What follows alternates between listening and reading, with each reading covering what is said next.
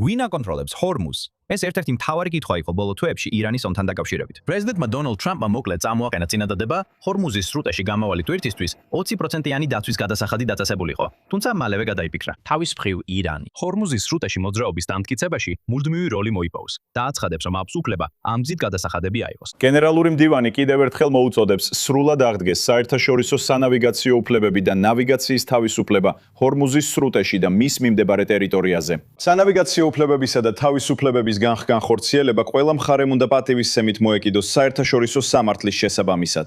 ჰორმუზის გარშემო დებატები მის გეოგრაფიასთან იწყება. ჰორმუზის სრუტე ყველაზე ვიწრო ადგილას, ხოლო დაახლოებით 21 მილი სიგანისაა. მისი აღიარებული საზღვაო მარშრუტები ირანისა და ომანის ტერიტორიულ წყლებში გადის.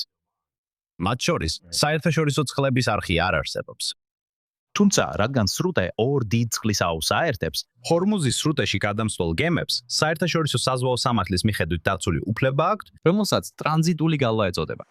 ირანს და ომანს შეუძლიათ დაარეგულირონ ნავიგაცია და უსაფრთხოება საკუთარ წყლებში, მაგრამ მათ არ შეუძლიათ შეაჩერონ გავლა ან დისკრიმინაცია მოახდინონ სხვადასხვა ქვეყნის გემებს შორის. გენერალური მდივნის პოზიცია თანმიმდევრულია. ჩვენ გჯერა, რომ ჰორმუზის სრუტეში გემების თავისუფალი გადაადგილება უნდა იყოს უზრუნავგალყოფილი. ჩვენ ვეწინააღმდეგებით გემების გადაადგილების თავისუფლების შეზღუდვის ნებისმიერ მცდელობას. და თქვენ ნახავდით, რომ საერთაშორისო საზღვაო ორგანიზაციამაც გააკეთა განცხადება ნებისმიერი მხარის მიერ გადასახადების დაწესების წინააღმდეგ. იმავე კანონების მიხედვით, ქვეყნები ასევე ვერ დააკისრებენ გემს გადასახადს მხოლოდ გადაკვეთისთვის. საერთაშორისო სამართალი საშუალებას აძლევს დააკისრონ გადასახადი გემისთვის გაწეული კონკრეტული მომსახურებისთვის, მაგალითად პორტებით ან საბუქსირე გემებით სარგებლობისთვის, მაგრამ არა სავალდებულო შესვლის საფასურისთვის. თეირანი ამტკიცებს, რომ ის უზრუნველყოფს უსაფრთხოებას და არეგულირებს მოძრაობას. მაგრამ ირანმა ასევე დაემუქრა და შეუტია გემებს, რომლებიც მისთვის სასურველ მარშრუტს არ მიხვებიან. მან განაცხადა, რომ მეგობრულ ქვეყნებს მიეცემათ გავლის უფლება, ხოლო ირანის მტრებთან დაკავშირებულ გემებს შეზღუდვები დაეკისრებათ. ეს საზღვაო მოძრაობის ნეიტრალური მართვა არ არის. ირანი ასევე ცდილობს ეს სისტემა სრუტის ომანის მხარესაც დააწესოს, სადაც ხომალდებს შეიძლება თეირანის მომსახურება საერთოდ არ დასჭირდეთ. მალაკის სრუტე აჩვენებს, როგორ შეუძლიათ სანაპირო სახელმწიფოებს მნიშვნელოვანი საზღვაო გზა მართონ ისე, რომ ის პოლიტიკურ ბერკეტად არ აქციონ.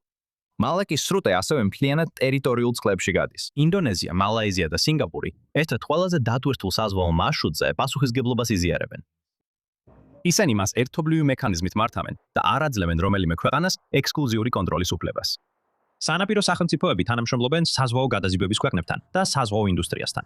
ნავიგაციის საშუალებებზე, უსაფრთხოებასა და გარემოს დაცვაზე. სხვა მთავრობებს შეუძლიათ ამ პროექტების მხარდასაჭერად ფული ან აღჭურვილობა შეიტანონ, მაგრამ ყველაზე მნიშვნელოვანია, ეს წვლილი ნება ოფლობითია. ირანს, როგორც ჩანს, ამ მოდელის განსხვავებული ვერსია სურს. მას სურს საერთაშორისო აღიარება და ფული ჰორმუზის მართვისთვის, მაგრამ მას ასევე სურს ძალაუფლება, რომ ხელი შეუწყოს მისთვის მეგობარი ქვეყნების გემებს და ზეწოლა მოახდინოს მტრულ ქვეყნებზე. ეს თეირანს მისცემს საერთაშორისო შეთანხმების სარგებელს, მაგრამ არა იმ გაზიარებულ კონტროლსა და თანაბარ წდომას, რაც მალაკას სისტემას ამუშავებს. თურქეთის სრუტეები კიდევ ერთ გზას აჩვენებს, თუ როგორ შეიძლება სანაპირო სახელმწიფომ მიიღოს განსაკუთრებული უფლებამოსილება. თურქეთი ბოსფორისა და დარდანელის სრუტეებს მართავს 1937 წლის მონტრეს კონვენციის საფუძველზე. შეთანხმება კომერციულ გემებს საშუალებას აძლევს გაიარონ სრუტე, ხოლო თურქეთს აძლევს უფლებამოსილებას სამხედრო გემებზე. ის ასევე საშუალებას აძლევს დააწესოს გადასახადები კონკრეტულ მომსახურებებზე. მაგრამ თურქეთის უფლებამოსილება დამკვიდრდა საერთაშორისო ხელშეკრულებით. კონვენცია განსაზღვრავს გადასახადებს, საომარი დროის წესებს და თურქეთის კონტროლის საზღვრებს. შესაძლოა ირანი ახლა ცდილობს სამხედრო ზეწოლით ჰორმუზისთვისაც ანალოგიურად ხელსაყრელი შეთანხმება მოიპოვოს. ესეთი შეთანხმება თეირანს მისცემდა აღიარებულ როლს მოძრაობის მართვასა და გარკვეული გადასახადების ამოღებაში. მაგრამ მონტრეს კონვენციისგან განსხვავებით, ეს შეთანხმება მოლაპარაკების გზით მოხდებოდა დამატებითი არეულობის საფრთხის ქვეშ.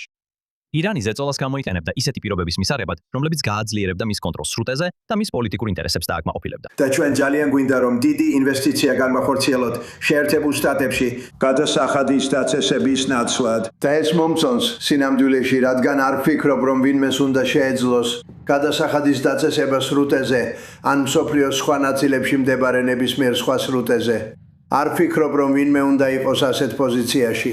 გიბრალტარის სრუტე უფრო გავრცელებულ წესს მიყვება. მისი წყლები ექვემდებარება იმ სახელმწიფოების სუვერენიტეტს, რომლებიც მის ნაპირებთან მდებარეობენ. მაგრამ კომერციულ გემებს მაინც აქვს ტრანზიტის უფლება ატლანტიკისა და ხმელთაშუა ზღვის შორის. ამ გემებს შეიძლება გადასახადი დაეკისროთ მაშინ, როცა ისინი შედიან პორტში, ან ითხოვენ მომსახურებას. მაგრამ არა უბრალოდ გადაკვეთისთვის. ადამიანის მიერ შექმნილი არხები, როგორიცაა სუეცის და პანამის არხები, განსხვავებული ავლი. მათი გადასახადები აშენებული ინფრასტრუქტურის გამოყენებას ფარავს, რაც მათ სრულიად განსხვავებულ შემთხვევად აქცევს. დონალდ ტრამპის წინადადებაში მოკლედ იყო ნახსენები, რომ სამხედრო დაცვა შეიძლებოდა სავალდებულო სატრანზიტო გადასახადად გადაქცეოთ.